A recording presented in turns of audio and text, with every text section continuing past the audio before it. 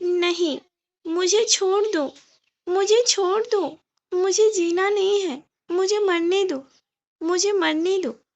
राजहंस mental अस्पताल के ward number 3 से आवाज आ रही थी। 26 साल की आरुषि 60 साल की ऐसी महिला लग रही थी जिनके चेहरे की चमक चली गई थी। सांवला रंग, लंबे बाल, आरुषि मूर्ति सी लगती थी, पर आज वह पत्थर सी सख्त लग रही थी। वह 1 महीने से वहां भर्ती थी क्योंकि उसका मानसिक संतुलन बिगड़ा हुआ था। उसका केस देख रही थी डॉक्टर नेहा पटेल ने। उसके पिछले जीवन के बारे में जानना चाहा। उन्होंने सभी जानकारी उसके गांव मलकापुर यहाँ जाकर ली। वह एक बहुत बुद्धिमान, बहुमुखी व्यक्तिमय की लड़की थी। उसे 12वीं की कक्षा में 99 अंक मिले थे। उसके पिता चाहते थे कि वह डॉक्टर बने, लेकिन उसका एक अलग विचार था। वह एक शिक्षिका बनना चाहती थी। उसका मानना था कि भारत का भविष्य भावी पीढ़ी पर निर्भर है। तब उसका भावी नागरिकों को लायक बनाने का सपना था। उसके पिता ने उसका दाखिला बीएड में करा दिया। फर्स्ट ईयर चालू हुआ। 2 महीने में ही वह कॉलेज में मशहूर हो गए। सांवली होने के बावजूद वह गायन, चित्रकला और सभी कलाओं में पारंगत थी। इसके चलते उसने अपने एक अलग फैनबेस तैयार कर लिया था। उसमें ग्रीस भी था। ग्रीस बहुत सुंदर, गोरा कद, काठी में लंबा, पैसे वाले घराने का बेटा था।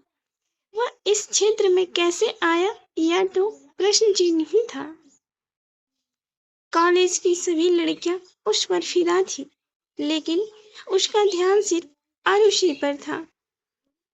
उसे उसके बिना कुछ भी सोचता नहीं था। वह उसकी हर हरकत पर नजर रखता था। यह मामला आरुषि की नजरों से नहीं बचा था, लेकिन उसको लगता था कि सभी अमीर लड़के बिगड़े हुए होते हैं। ईमानदारी तो होती ही नहीं लड़कों में, इसलिए वो जानबूझकर उसमें ध्यान नहीं देती थी। लेकिन एक दिन अचानक आरुषि पैदल घर जा रही थी। तब उसकी बेस्ट फ्रेंड भारती उसके साथ थी। ग्रीस ने उनके सामने कार रोकी और आरुषि आगे निकल गई। ग्रीस भी गाड़ी उतर गया और जीत करके आरुषि और भारती को कार में बिठा लिया। दोनों को घर छोड़ाया। उस दिन से उसकी दोस्ती पर पक्की हो गई। दोस्ती कब प्यार में बदल गई पता ही नहीं चला। 2 साल के अंदर ही दोनों में गहरा प्यार हो गया। आज रिजल्ट का दिन था क्योंकि आरुषि कॉलेज में फर्स्ट आई थी। ग्रीस भी अच्छे अंकों से पास हो गया। दोनों को नगर पालिका में प्राथमिक विद्यालय में नौकरी मिली। दोनों सेटल हो गए थे और सब कुछ अच्छा चल रहा था। लेकिन एक दिन अचानक ग्रीस के पिता ने इन दोनों को एक साथ देख लिया। ग्रीस ने अपने प्यार के बारे में सब कुछ बता दिया, लेकिन उसके पिता अपनी दोस्त की बेटी माधुरी से ग्रीस की शादी करवा दी। यह खबर आरुषि तक पहुंची और उस दिन से लेकर आज तक वह इस मौत का दंश झेल रही थी। यह सब जानकर डॉक्टर नेहा पटेल इनको बहुत दुख हुआ। उन्होंने उसकी बहुत मदद की। उचित उपचार का उपयोग करके उसे इस स्थिति से बाहर निकालने में मदद की।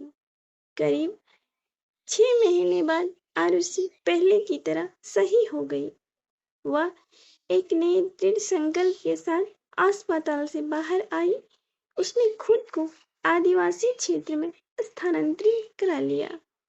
वहां के बच्चों को पढ़ाने, उनकी कठिनाइयों को समझने और उन्हें प्रगति की राह में लाने में बीड़ा उठाया। उसका पुनर्जन्म हुआ था। अब वह इन बच्चों के उद्धार के लिए अपना जीवन बिताने के लिए तैयार थी। अपने हंसमुख और प्यार भरे स्वभाव के कारण वह वहाँ सभी की चाहती बन गई। वह स्कूल में दोहरी अध्यापिका के रूप में कार्यरत थी। वहाँ के प्रिंसिपल भी उसके पिता के समान नहीं थे। वह उसे अपनी बेटी की तरह मानते थे।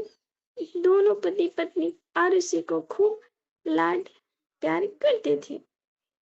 प्राचार्य सेवानिवृत्त होने वाले थे, इससे वह बहुत उदास महसूस कर रही थी।